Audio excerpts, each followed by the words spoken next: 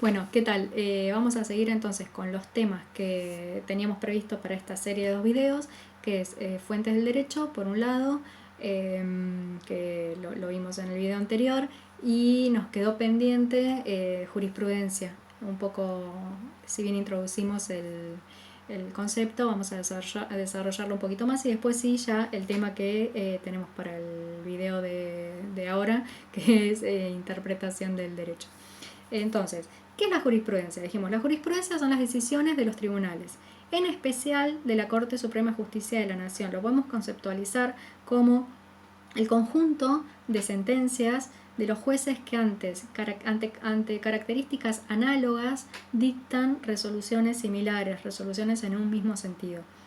No cualquier fallo judicial puede ser considerado jurisprudencia, y en muchos casos tampoco son los fallos completos los que se van a tomar luego para reproducir por los tribunales inferiores, sino que pueden ser señalamientos puntuales respecto a determinada temática, y sí lo que es necesario es que se repitan en el tiempo, digamos, que los tribunales inferiores tomen esta jurisprudencia y la vayan sosteniendo en el tiempo para así sí poder decir que estamos frente a jurisprudencia.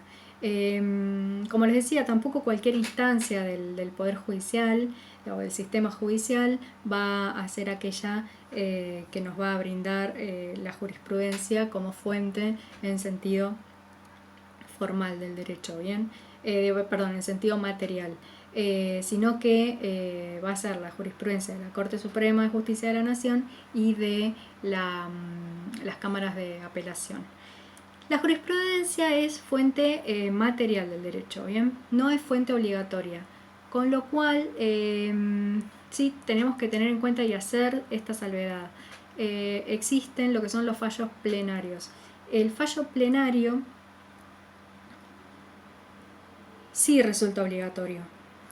El fallo plenario se da cuando hay desencuentros de interpretación dentro de las distintas salas de una misma cámara. Entonces se hace necesario uniformar la jurisprudencia en ese fuero. Entonces se reúnen las cámaras en pleno y definen la doctrina que se va a seguir cuando hay contradicción de sentencias en el mismo fuero. Eso es lo que es básicamente un fallo plenario. Y el fallo plenario sí es obligatorio, con lo cual, hecha la salvedad de que la jurisprudencia es fuente material del derecho, tengamos en cuenta que sí hay un tipo de fallos, que son los fallos plenarios, que son de aplicación obligatoria para todas las salas de determinada cámara de apelación. Perfecto. Bueno, ahí entonces con esto terminamos lo que es fuentes del derecho y vamos a charlar un poco sobre interpretación del derecho. Cuando hablamos de interpretación, entonces nos vamos a estar refiriendo a las diferentes apreciaciones o discernimientos de un sujeto, sea este sujeto individual o colectivo dentro de una sociedad, sobre cualquier temática, y que estas interpretaciones muchas veces distan mucho de ser unívocas, de tener una misma interpretación. En el caso del derecho, además le tenemos que sumar la problemática que nos traen la ambigüedad y la vaguedad del lenguaje, y teniendo en cuenta nuestro propio sistema jurídico, la escritura, los problemas que nos trae la escritura a los fines de poder interpretar el derecho. La ley positiva, que es nuestra mayor fuente del derecho, o la fuente más importante del derecho en nuestro sistema, es básicamente un conjunto de normas escritas y vigentes que rigen la vida en sociedad. No resulta realista ni tampoco efectivo suponer que ese conjunto de prescripciones, derechos y garantías sea transparente y sea uniforme y de una coherencia absoluta. No es lo que sucede. ¿Por qué? Porque además vamos a entender que las normas están compuestas por 3 dimensiones. Estas dimensiones de las normas son un poco las que, si bien complican el poder entender que hay una interpretación única, que no la hay, pero sí nos dan más elementos para entender el porqué de las dificultades en cuanto a la interpretación del derecho. Entonces decíamos, las normas están compuestas por 3 dimensiones. En primer lugar, las motivaciones o propósitos de quien redacta la ley, lo que comúnmente se llama la voluntad del legislador. ¿Qué es o qué situaciones quiso el legislador abarcar con la creación de esa norma? ¿Para qué fue destinada? Etcétera. Ir a la voluntad del legislador. Esa es una de las primeras dimensiones respecto de lo que hace la interpretación de la ley, tratar de entender qué fue lo que el legislador quiso volcar en esa norma. Luego vamos a tener la dimensión del lenguaje escrito, que en sí misma y a pesar de todos los esfuerzos aclaratorios que se puedan realizar, presenta ambigüedades, opacidades, y es un lenguaje además con serias limitaciones expresivas. Esa, digamos, ténganla como la segunda de las dimensiones que nos puede traer problemas en relación a la interpretación. Y la tercera dimensión es también súper importante, que es la dimensión subjetiva de quién interpreta. Se trate de un juez, de una jueza o de cualquier otra persona u operador jurídico. El sentido de una ley entonces va a estar pasada por ese tamiz de la interpretación subjetiva de quien debe interpretar, con lo cual se darán cuenta que interpretar el derecho no es una tarea fácil ni uniforme. Para esto entonces nos vamos a detallar distintas formas de interpretar, distintas categorías, vamos a decir distintas categorías de interpretación. En este sentido vamos a tener la interpretación según el sujeto, según quién interpreta, y la interpretación según el método de interpretación que se esté usando. Entonces, interpretación, vamos a la primera, según el sujeto. ¿Qué sujetos interpretan el derecho en nuestras sociedades? Entonces vamos a nombrar como primera de las interpretaciones según el sujeto a la interpretación del lego, de los legos. Personas que viven en la sociedad y que no tienen un gran conocimiento del derecho. Es la interpretación de la mayoría de la sociedad. Si bien no hay un conocimiento profundo ni exhaustivo del derecho, es una interpretación muy importante porque pensemos que las normas son creadas para regir las relaciones de la sociedad. Con lo cual, muchas veces nos va a sorprender que realmente la interpretación del lego se acerca mucho a la interpretación, si se quiere, adecuada. Tiene como cierta intuición la sociedad respecto de lo que está permitido o prohibido o el sentido de la regulación de determinadas normas. Esa es la interpretación del lego, la interpretación que realizamos todos en una sociedad cuando no tenemos conocimientos jurídicos especializados o profundizados. Después vamos a tener también dentro de la interpretación según el sujeto, la interpretación legislativa o auténtica.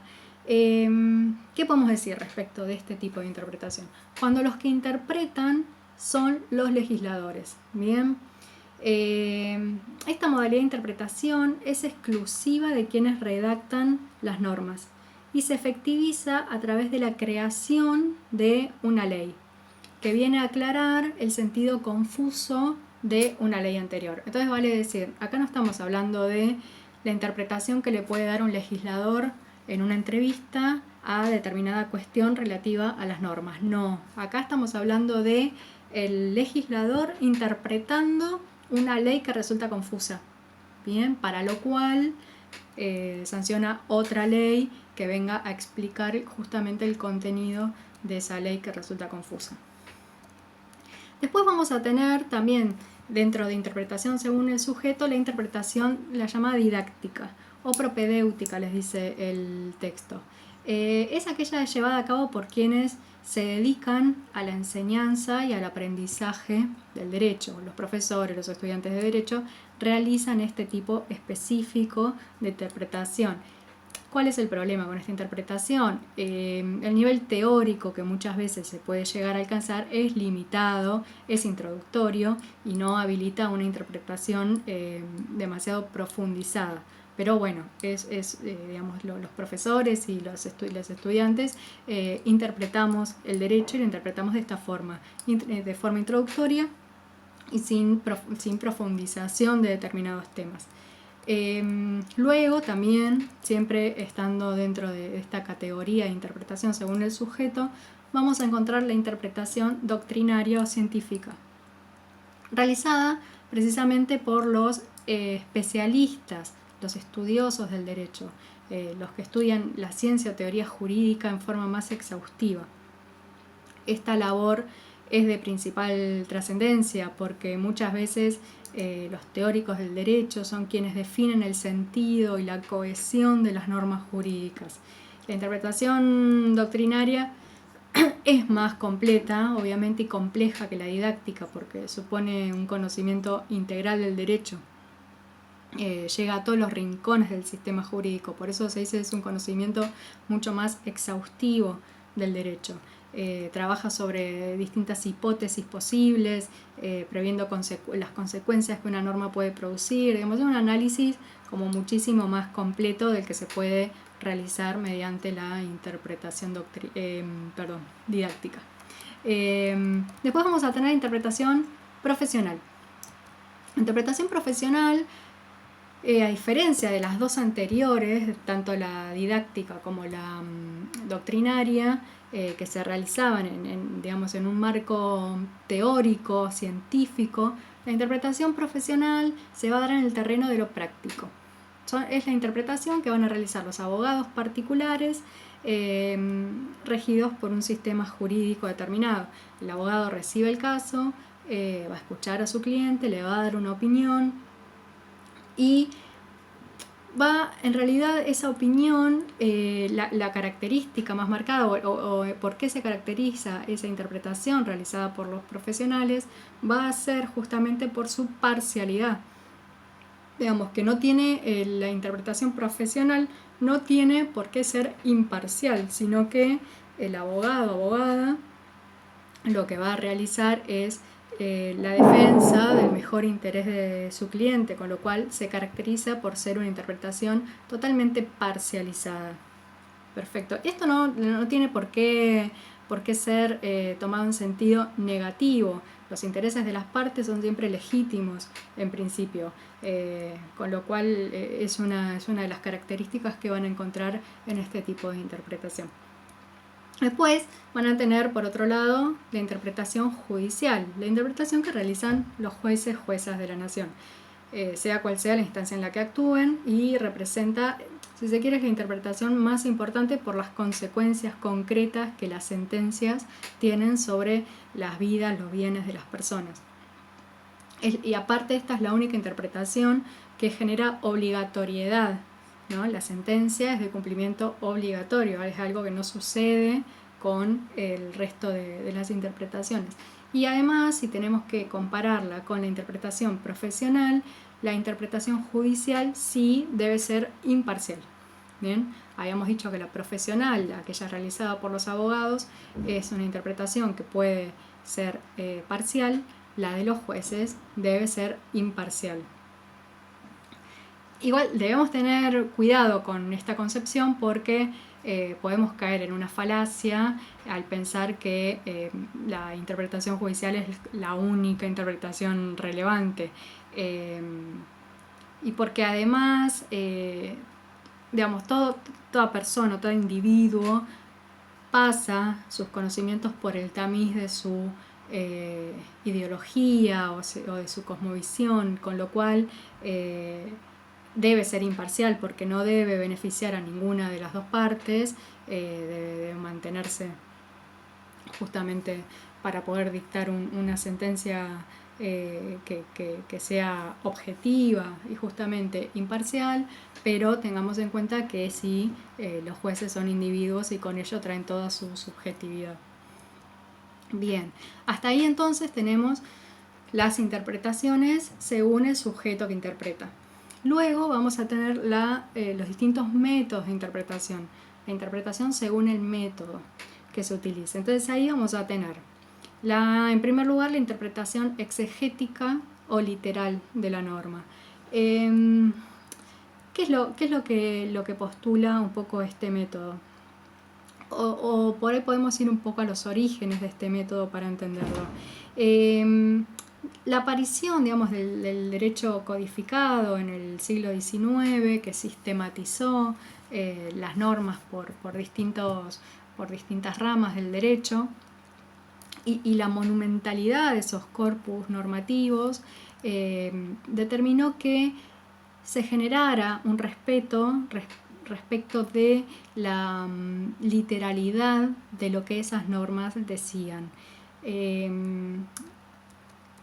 Había como, para definirlo, un apego forzoso de los intérpretes, sobre todo de los jueces, a la letra de la ley, como si estas palabras conformaran un corpus sagrado y de cuyo sentido no podía ir más allá de lo que decía literalmente la norma.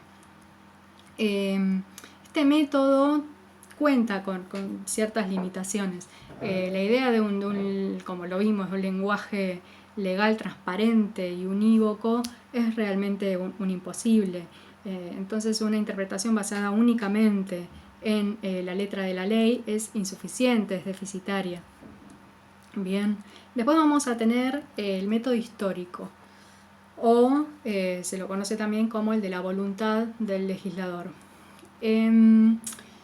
Este método, un poquito lo adelantamos,